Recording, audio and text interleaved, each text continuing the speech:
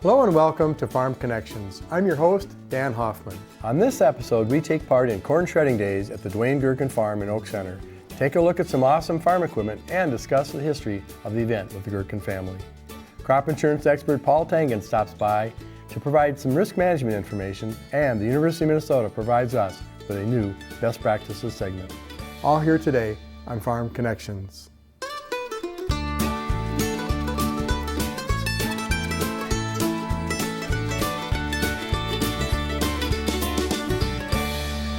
Welcome to Farm Connections with your host, Dan Hoffman. Farm Connections made possible in part by Minnesota Corn, working to identify and promote opportunities for corn growers, enhance quality of life, and help others understand the value and importance of corn production to America's economy. EDP Renewables North America, owner-operator of Prairie Star and Pioneer Prairie wind farms in Minnesota and Iowa. EDPR wind farms and solar parks provide income to farmers and help power rural economies across the continent. R&S Grain Systems, a family-owned business serving its customers for 50 years with leading designs in the manufacturing of grain handling equipment and grain storage systems. You can call them for a quote today. Mower County Farm Bureau Association advocates for agriculture based on the policies and beliefs of its members. It's dedicated to making the voices of its members stronger. You can learn more about membership benefits at fbmn.org. On this beautiful sunny day, we're near Oak Center, Minnesota with the Gerken family, and they're going to tell us a little bit about what's happening today. With me is Deanna, Marilyn, and Dwayne. Welcome to Farm Connections. Thank you. Thank you. So you're welcome. And what is happening today? We're putting on the 24th annual Corn Shredding Autumn Harvest Days, of which my dad started in 1999, getting some neighbors and friends together to produce the show we are now putting on today. The farm that they are on, they bought in 1968. It is a 90-acre farm, and they have farmed it all this time, except for the last 10 years. Sure. They kind of rent it out. Yeah, they got 4 kids that they raised on the farm, and we learned an awful lot from them. My older brother still farms. We do corn, oats, soybeans here. It's a beautiful farm, Deanna. You mentioned 4 children. Can you say their names in their birth order? There is Thomas, Lisa, Deanna, and Dwayne. Awesome. Deanna, thanks for including your folks in this. They're certainly the reason this show exists, right? Yes. So was it always here? No. It was just down the road at my dad's parents' home. That's where he created it and started it in 1999. And why did he start it? He thought it would be interesting to teach and preserve history of farming and bringing the neighbors and friends into it. And this is the show we see today. Well, and it's a great show. Was it always this size, this many people? No, we started out with maybe 20 people showing up. We served food, and we had like a little craft area. We have a cider press the kids could run. We weren't as big as we are now. Well, it's a great show, and many people are showing a lot of joy. They're bringing their treasures, the things out of their sheds and their garages and their heritage, and they're bringing it for others to enjoy. How do you feel about that? It's awesome. It is awesome to see the history of how farming started, how people had to work as hard as they did as to nowadays when they've got the combines and all that interesting technology. Well, I watched your mom, Marilyn, compete in the husking contest. So she was pulling off the husk and throwing it in the wagon, and it looks like she's taking it up to a tent for something to happen. What happens up there? It is the National Corn Husking Competition for the state of Minnesota. And they are weighing it, and they have can't have too much. If you have husk on it, that gets weighed, that's held against you. They go by how many pounds you did, and you're timed. Her age group is 10 minutes, and as you get younger, they add minutes to it. Well, She mentioned she had some pretty high honors as she went to Indiana and other places. Can you tell us about that? She has come in first place in South Dakota for the National Cornhuskers for her age group. And she usually, every year, she has husked since we started it and won a trophy. Nice. And how about Dad? Does he husk corn? No. Did he No. ever? He has, in years past, he has husked. He does a good job at it, but right now it's getting tougher for him to. Well, it's hard physical work, and of course we go back in time, we didn't have pickers or anything to do it mechanically, so we did it by hand, right? Yes. So this is recreating that time. Yes, it is. And we need that corn to have the husk pulled back so it can dry and stay over the winter and be feeding our livestock, right? Yes, exactly. So what's in that golden kernel that's so valuable anyway? Nourishment for your animals and even for people. You know, people make cornmeal out of the corn here. Well, corn has a lot of energy in it, we know that. It's taking the sunshine, which, what a beautiful day for this. Did you pick the day? No, it is always the last full weekend in September. We got lucky. Top 10 weather weekend. Awesome. And is there a website where our audience can find out more about your show? We are at Corn Shredding Autumn Harvest Days is our web page. And we also have a Facebook page under the same thing that has information and pictures. As you are here today, we do have TVs operating with past pictures of it. Well, there's a lot of people lining up with some tractors that look like they've got some power to them. What's happening down there? That is our tractor pull that is put on here every year, and it brings in a lot of the older tractors. We don't have the big power tractors here because they can't. The sled isn't big enough for them to pull. But that's really not what this show is about. It's about heritage, legacy, the history of this whole area, this whole community. So we've got a whole community of people coming here, right? Yes, we do. They come from out of state here too, whether it's corn husk or whether it's to watch our antique operation, machines operate. We enjoy people to join in and help with that. Well, what else is happening? We've got the tractor pull, we've got older tractors, we've got the National Corn Husking Contest. What else? All of our equipment is operating. We do corn shredding, corn shelling. We do all the unique ways that they harvested back in the day. Our equipment is all, whether it's family owned or it's friends that have brought their equipment over to share with us this year. And John Deere was our featured tractor. As evidenced by my button, right? Yes. Was there still time to get things in today, or do you pretty well have all the registration taken care of? Nope, people can show up tomorrow with their equipment too. You know, we're just kind of an open going group. And of course, next year, when is it? It'll be the last full weekend in September. As it has been for how many years? It'll be 25 years next year. Nice. And it looks like you've got, I saw some of your grandchildren and your children here. The whole family's involved? Yes. They're here somewhere? They are here. They are all here somewhere, working, doing something, helping. Nice. And what about food? Our food this year is put on by the Wabasha County pork producers. Well, that sounds excellent. So we can get a pork chop today, a pork sandwich? They're having pulled pork, they're having hot dogs, and the money that is raised from their meal they're serving is going to go to an agriculture scholarship. Nice. Yep. And when I came in today and I looked at the program, it looks like the funds at the gate go to something special too. What is that? We are a nonprofit organization. That the money that we raise keeps our show growing. And we do a scholarship too. So we're a nonprofit, and we're here to have fun and enjoy the history. You're doing that. And do you pick out a group once in a while? I think I saw something about the veterans that get some benefit from it. Yep, we have baked goods that are sold, and the money goes towards our veterans. Awesome.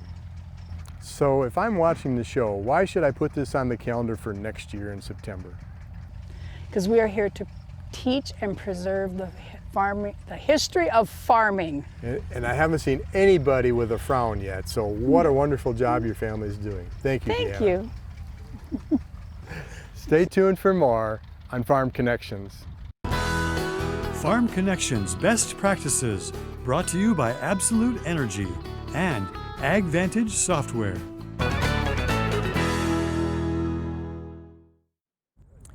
Hi, I'm Liz Stahl, Extension Educator in Crops with the University of Minnesota Extension, talking on today's Best Practices segment.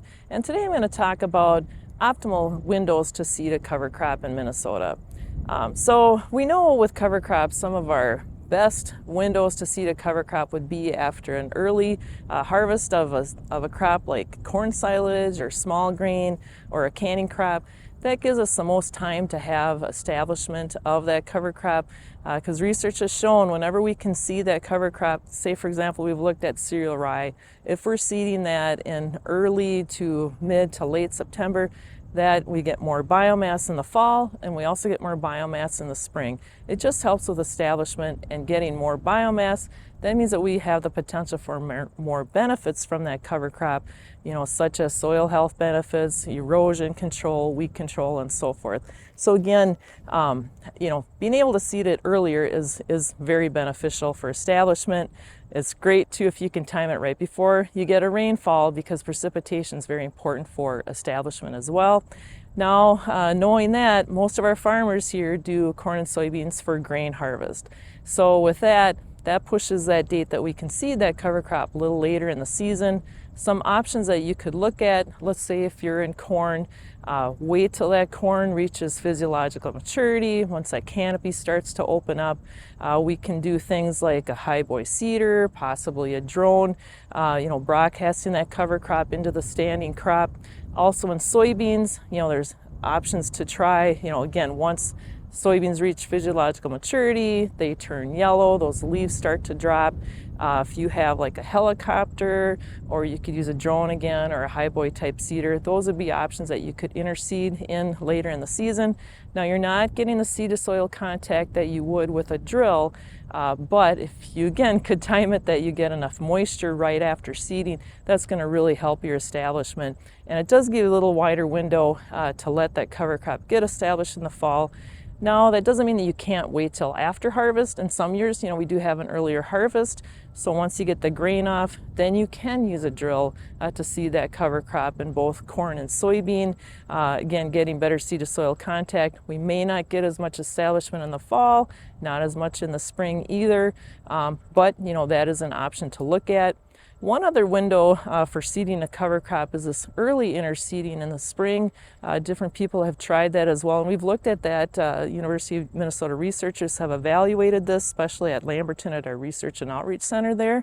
And the thing with early interseeding of a cover crop, it's kind of a narrow window, and this is really only a viable option in corn, because in soybeans it's going to shade out that cover crop.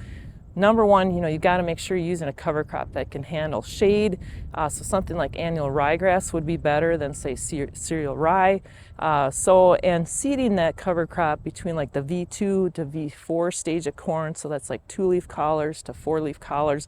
That's where we've had the best luck with establishment. Trying to seed it later, we just haven't had very good establishment. And if you seed it earlier, particularly if you try to seed it, with your cash crop, that cover crop can really get aggressive, and there we're looking at having a significant impact on yield. So we wouldn't recommend going that early. So again, that V2 to V4 stage. However, even with interseeding, at that time, we just have not seen a lot of biomass by the end of the season with this interseeding. You have to look at your herbicide program too, to make sure that that's not impacting establishment of that cover crop. Plus, it does limit what you can do with your post-emergence applications if you are, interseeding a cover crop earlier in the season. One thing that people do if they're grazing a cover crop, they've looked at planting corn in 60-inch rows. So again, planting corn in 60-inch rows, we used to plant corn in wider rows years ago. We know that we've enhanced corn yield or increased our yield potential by going to more narrow rows. So you're looking at a trade-off there. Likely going to see a reduction in corn yield if you go to 60-inch rows, but you're letting more light get into that area between the rows so you can get better cover crop growth. So this is something, if you're grazing that cover crop, is an option to look at as well. But here again, make sure you're watching your herbicide program because your herbicides will limit what cover crops you could grow and whether or not you can graze it. So again, make sure that you're watching that. So again, this is Liz Stahl, Extension Educator in Crops with the University of Minnesota Extension on today's Best Practices segment. Thanks for watching. Welcome to Farm Connections. We traveled to Grand Meadow, Minnesota to learn a little bit more about risk management and crop insurance. And to help us do that is Paul Tangen from PT Crops. Paul, thanks for joining us. My pleasure. Well, this thing of risk management and crop insurance is really important. What's going on in this world? Well, everybody's got to eat. And if we don't provide the food that they have or that they need, then we're in trouble. So why is this risk management thing so important anyway? Simply because they have so much invested into the crop that they need to have something to get a return on. Well, certainly if we have farmers running, in some cases, hundreds of acres, but more likely thousands of acres and sometimes tens of thousands of acres, what's the cost or risk for 1 acre? Over $1,000. So if they're running 10,000 acres, for example, that's a lot of money. That's a lot of money. And of course, if they're running just a few acres, to that farmer, it's still a lot of money, right? Everybody, yes, it's that way, period. So imagine running 1,000 acres times $1,000 per acre. We've got what some people don't make in a decade, right? Decade. Might be a lifetime. Or maybe, a lifetime. Maybe not anymore, but it may be that much in a lifetime. So this farmer's laying all of that cash out, and when you go out to see him, maybe he's called you, or maybe you've said, I'd like to talk to you about a product we have. How does that conversation go? Well, basically, what I try to do is get them to tell me what they need out of that crop to live on. And then we got to go from there. When you get out to a farmer that's never had crop insurance or never dealt with you before, what are some of the questions that he or she comes up with? Well, they're going to say, what does it cost? What can you do for me? And my basic thing is, you've got the government subsidizing the product and you're paying the extra. And depending on what you feel like you can risk, then you choose the percentage that you're going to use. And that can be from 70, it can be from 50 all the way up to 85. So let's go back to that 1,000 acres and dollars invested per acre. So they're going to guarantee a percentage of that? Correct. So if he picks 85%, what happens? Well, if he picks 85%, there's so many different things that have to happen. First of all, in the month of February, you come up with, it goes off the Chicago Board of Trade, you come up with a price for the month of February for December corn and November beans. So that's what we call the spring price. Now, we go through the whole summer and we come to October, right now where we're at, and now every day I look at the Chicago Board of Trade to find out what November corn or December corn and November beans are for this, and then you figure out the difference. It's a complicated formula, but we can figure it out, and it aids the farmer in knowing what's going to happen. Well, what's the downside if the farmer chooses not to buy crop insurance and there's an extreme weather event that causes, almost half the crop to be destroyed or not harvestable? Well, you hope like heck he's got enough in his bank in order to make it another year. My whole feeling about crop insurance is it's for two things. It's to handle something that happens this year, whether it's, and it's always weather. It seems like it's always weather. But we also want him to be on that land next year, because we need these people to grow the crops that feeds our nation and feeds the rest of the world. Well, Paul, when you say that, it makes me think about the skill set that a farmer today has to have to be successful. And if that farmer is not here next year, it's a little bit difficult to find somebody to fill his skill set. That's correct. And then farmers get, or the farms get bigger and bigger and bigger. And if you don't have the resources to be able to handle that, then what do you do? That's why crop insurance is important. It's to help you during this year, but it's to keep you back, it's keep you here for next year. So back to your example of 1,000 acres times $1,000 input per acre, and that includes rent or real estate taxes. That's $1 million at stake. And if they have a 50% loss, what happens for the benefits or the check that comes to them from an insurance company? What would that look like? Well, it could be as much as $500,000 or more. So without the product that you sell, if they have a $500,000 loss, they go to the end of the year without that cash to put in next year's crop. That's correct. But then you also got it, there's always this thing about interest. I was taught when I was young that interest is one of those things that, how should I put it? People that understand interest earn it. People who don't understand pay it. Well, imagine that 500,000 being swept forward for a year or 2 or 3 or maybe a decade, and the farmer has to do what you said, paid interest on it. It gets mighty expensive. It's very expensive. And what happens the following year if there's another crop failure? Now we've got what? 2 years of problems. And it can multiply so fast it'll get out of your hand, it'll get out of control. It can devastate the family and of course their family living costs, but beyond that, the ability to sustain or run that farm, right? That's correct. So can you give us some examples of successes in your business that you've personally had? Well, I know that we've kept many, many people in business just for that reason. That we do them a favor, they do us a favor. And that's how it works. And I've been at this business for over 35 years right now. And I got people that I started with 35 years ago and they're still with me. So either one of us is not very good or not, but I think we do all right and we keep them going.